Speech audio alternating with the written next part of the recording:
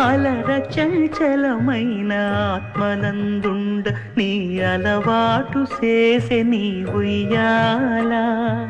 అలర చంచలమైన ఆత్మనందుండని అలవాటు చేసే నీ ఉయ్యాల. పలుమారు ఉచ్ఛ్వాస పవనమందుండ నీ భావంబు తెలిపే నీ ఉయ్యాల. పలుమారు ఉచ్ఛ్వాస పవనమందుండని నీ భావంబు తెలిపే నీ ఉయ్యాల.